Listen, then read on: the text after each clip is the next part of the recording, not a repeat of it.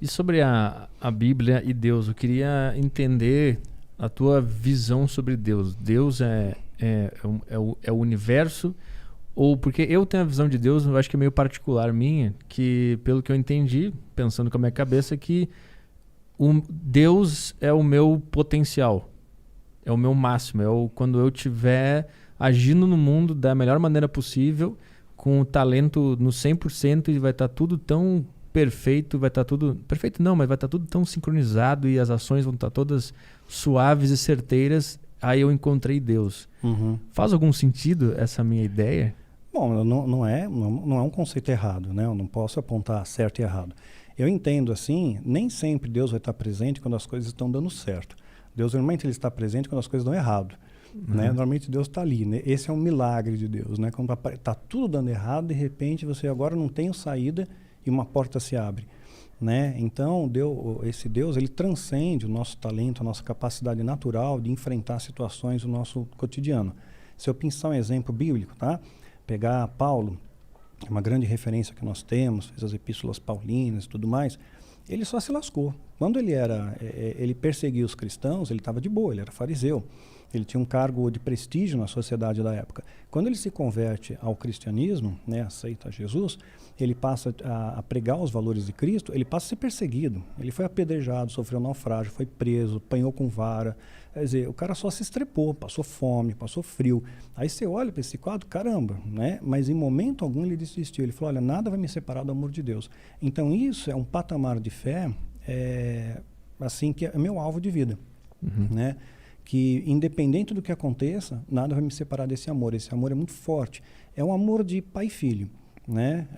O filho nunca vai perder a paternidade, né? Nem o pai vai perder de ser pai. Então, é uma confiança muito sólida. Quer dizer, se Paulo se pautasse pelas referências humanas, temporais, ele ia pensar, só estou me estrepando, Deus não é bom, Deus está acabando comigo. Nem sempre Deus cura uma doença, por exemplo, tem gente que vai lá na igreja, nas campanhas, né, que tem muito fake por trás, tem um grande comércio por trás disso, mas vou pegar caso verdadeiro, a pessoa vai com boa intenção, ela quer ser curada de uma enfermidade, Deus até pode curar, mas não é a regra bíblica, né? Na Bíblia a gente pega Eliseu, que era um profeta assim, era o top das galáxias, né? E ele morreu da doença que ele tinha, ele não foi curado, né? Então, Paulo, ele tinha um rapaz, o Timóteo, que ele considerava como um filho espiritual. Ele tinha problemas de estômago também, não foi curado. O lenço de Paulo curava o enfermo, mas ele não pôde curar um menino que ele considerava como filho. Então, a fé é isso, transcende. Você consegue conviver com um problema, com uma dificuldade, com uma doença, consegue suportar um não, porque transcende os nossos valores humanos. Pela razão, a gente tem uma limitação. Pela fé, você expande isso. O que eu acho muito louco é que me parece que vários ensinamentos que estão na Bíblia, eu já tentei ler, eu não entendo, é muito complexo para mim, eu não consegui. Eu lembro que na minha casa eu tinha aquela Bíblia bem grande, aquela meio dourada, inclusive. Sim. Quando eu era pequenininho, eu tentava dar uma lida lá, e até hoje, de vez em quando, a minha namorada me mostra algumas passagens, algumas coisas, eu não entendo nada. Vendo teus vídeos também, tu lê as passagens, assim, Sim. cara, que coisa, o tempo e os tempos e mais um tempo, aí tu fala assim... É o calendário persa. Ou seja, 3 anos. Eu, cara, por que não falou 3 anos antes? Eu fico muito confuso, assim. É tudo muito estranho, mas o meu ponto é que me parece que vários ensinamentos da Bíblia são, tipo... O ser humano chegou nele depois quando alguém falou uma coisa mais, tipo assim, nunca desista dos seus sonhos. Ele meio que simplificou e todo mundo meio que acredita, nunca desista dos seus sonhos. Mas se tu for ver, esse ensinamento já estava lá, só que meio codificado. Isso, a Bíblia, ela é meio que um livro da vida, só que ele está meio codificado e aí tu vai entendendo e ele vai te dando pistas sobre como viver nesse mundo. É isso? Eu não faço a menor ideia. Se eu tiver errado, pode falar. Mais ou menos. Bíblia vem de biblioteca, né? É um compêndio de 66 livros que foram escolhidos pelo cânon, né? Em 325, no Concílio de Nicéia, quando o cristianismo se tornou religião oficial do Império Romano. Então, eles escolheram esses livros. Eu creio que tem outros livros considerados apócrifos que foram rejeitados, que têm conteúdo muito interessante para ser estudado, como, por exemplo, de Enoque. Então, na verdade, a Bíblia foi escrita em períodos diferentes, por pessoas diferentes, mas ela se completa, né? Então, um livro complementa o outro. Então, é mais do que um manual de vida terrena. É um manual que você transcende isso, você consegue compreender o nosso paralelo. E tem um mundo espiritual à nossa volta.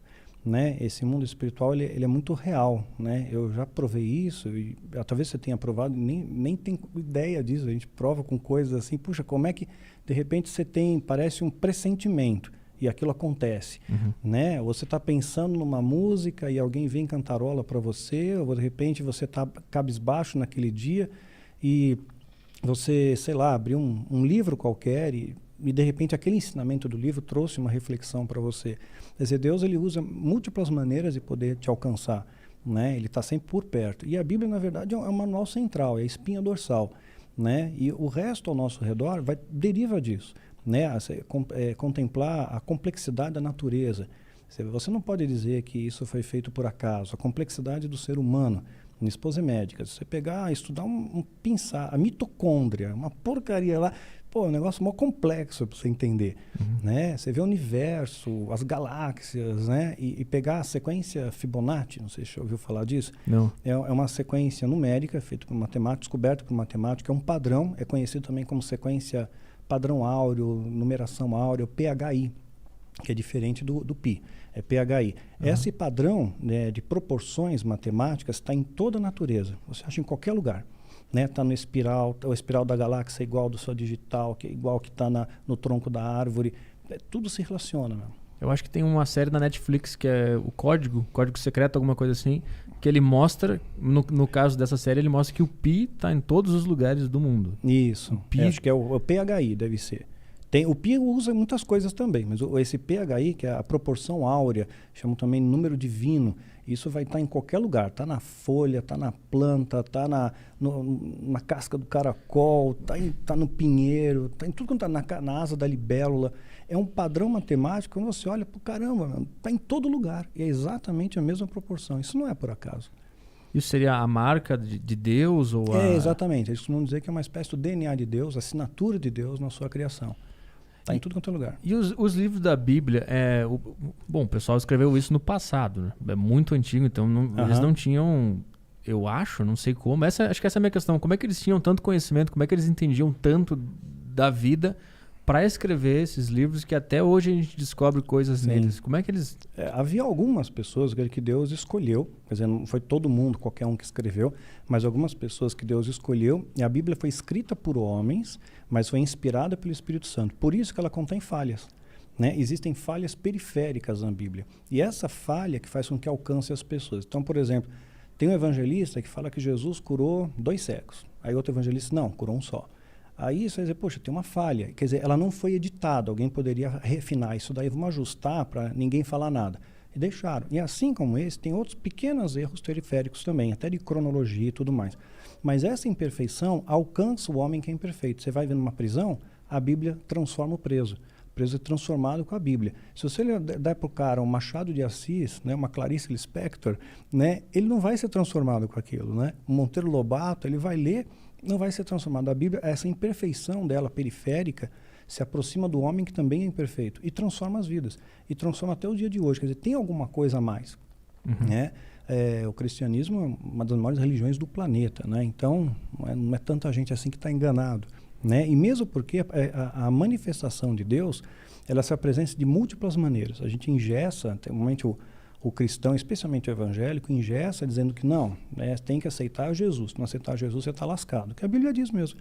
Aceita Jesus como seu Senhor e Salvador e será salvo. Mas será que o outro povo lá, o índio, que nunca ninguém disse que ele era Jesus, ele fez um totem lá e falou, Deus Tupã. Ele acredita no único Deus também. Né? No Egito Antigo, tinha um faraó, ele era o Amenófis IV, ele mudou o nome dele para Akhenaton, né? O Akhenaton. E ele começou a dizer, num sistema extremamente politeísta, que era o Egito Antigo, ele começou a dizer que estava tudo errado, né? Que só tinha um Deus, o Deus Atom, o Deus Sol. Pô, nos dias de hoje, esse cara sofreu impeachment, né? Porque era uma sociedade completamente politeísta, o cara levanta uma bandeira dessa, fez um templo a Atom, cidade para Atom, para o Deus Sol, um Deus só. Né? O Zoroastro, né? 3.000 a.C., é monoteísta, só tem um Deus, o Asura Mastra, o grande sábio. Os muçulmanos têm um único Deus, o Alá. Quer dizer, por que não seria então o mesmo Deus, né, que se apresentou, foi compreendido por esses povos com um nome diferente? Né? Então, quer dizer, é muito simples, se você se pautar que só o cristão evangélico vai para o céu, o católico já diz que não vai também, porque acredita no santo. né? Então, se for assim, quer dizer, vai ser um marasmo, não vai ter ninguém no céu, né? Vai ser um tédio daqueles, né? Quer dizer, toda essa galera aí vai ficar aqui. Deus é amor, né? Deus, o amor, ele nunca vai abandonar os filhos.